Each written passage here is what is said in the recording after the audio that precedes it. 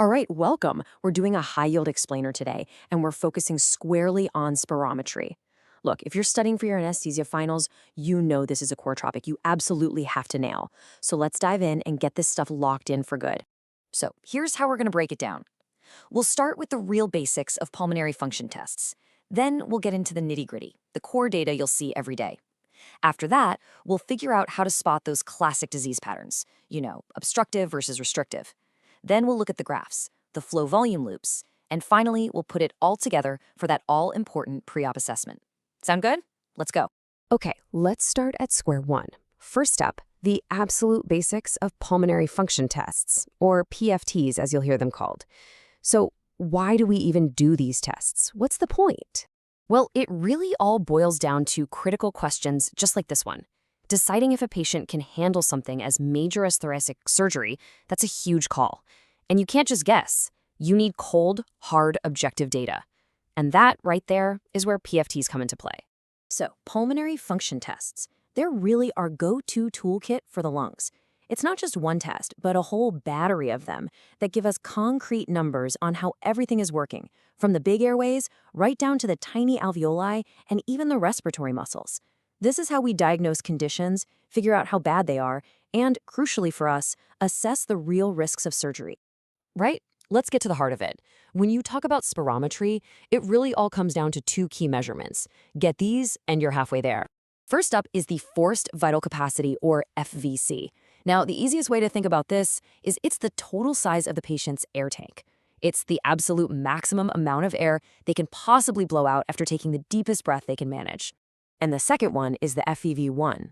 So if FVC is the size of the air tank, FEV₁ tells us how fast they can empty that tank. It's the amount of air they can force out in that critical first second. And this number, this is our main clue for any kind of airway obstruction. This graph shows it perfectly. See? The patient takes a huge breath in and then blows out as hard and fast as they can. The total amount of air they get out, right up to that plateau, that's the FVC. And the amount they get out in that very first second, that's your FEV₁. It's all right there on the curve. Okay, now we take those two numbers, FEV₁ and FVC, and we do one simple bit of math. We divide one by the other to get the FEV₁/FVC ratio. And this ratio, this is probably the single most important number in basic spirometry. It's the key that unlocks the diagnosis. So let's see how we use this ratio, because it's what lets us identify the two classic patterns of lung disease that you're going to see over and over again in your exams: obstructive and restrictive. Okay, so here is the absolute key takeaway. This is the slide you really need to get. With obstructive diseases, right? Think asthma, think COPD. The problem is getting air out. It's like trying to breathe out through a tiny straw. So your FEV₁, it's going to be way down, and that just tanks the whole ratio. But restrictive disease is totally different. The problem isn't getting air out, it's that the lungs are, well, restricted. They're smaller. They can't get as much air in to begin with. Both the FEV₁ and the FVC are down, but they go down together, proportionally. So the ratio, it actually looks normal, or sometimes even a little high. See the difference? The ratio is your number one clue here. But hey, it's not all about the numbers. The shape of the graph itself can give you an instant visual diagnosis. So let's dive into these things called flow volume loops and see what stories they tell us. First, let's establish our baseline. This is what a normal, healthy loop looks like. You see that sharp, fast peak at the top as they blast the air out?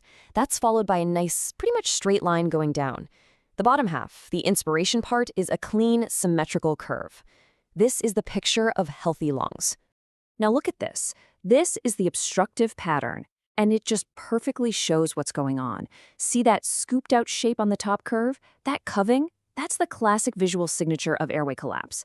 The flow just plummets as they exhale because their airways are closing down too early, trapping air inside. And finally, here's the restrictive loop. At first glance, the shape looks kind of normal, doesn't it? But the key here is its size. The entire loop is just smaller. It's like a miniature version of a normal loop, which visually tells you the whole story.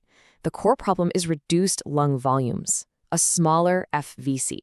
All right, we've got the concepts down, we know how to read the numbers, we can even spot the patterns on the graphs. Now let's get to the really important bit, how we use all this to make a critical clinical decision. Because this is what it all comes down to, right? In your pre-op clinic and for sure in your exams, they're going to want to know what are the actual hard and fast numbers you need to know to make the call.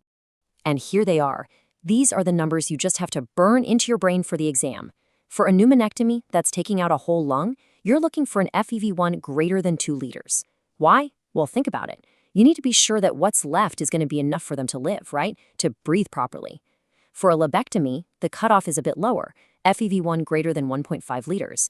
At the end of the day, it's all about making sure the patient has enough, lung in the tank to not just survive the op, but to actually have a decent quality of life afterwards. Just so you know, all the info in this explainer has been pulled from the core text, Respiratory Physiology. It's a fantastic book if you really want to get a solid grip on these concepts for your finals. Now, for any of you who want to go a bit further, the source material also points to some really excellent papers that are worth a read. These articles are great, especially that first one from Update in Anesthesia on assessment for lung resection. Seriously, reading that will not only lock in what we've talked about today, but it'll give you that extra depth you need to really shine in your Viva questions. So we'll leave you with this one last question to chew on. You can interpret the data now, you get the graphs, but how does this connect to what you do every day? Start thinking about how something as simple as changing a patient's position on the table can affect their lung volumes, like their functional residual capacity, and how that in turn should change your whole anesthesia plan. Keep those connections going, keep studying.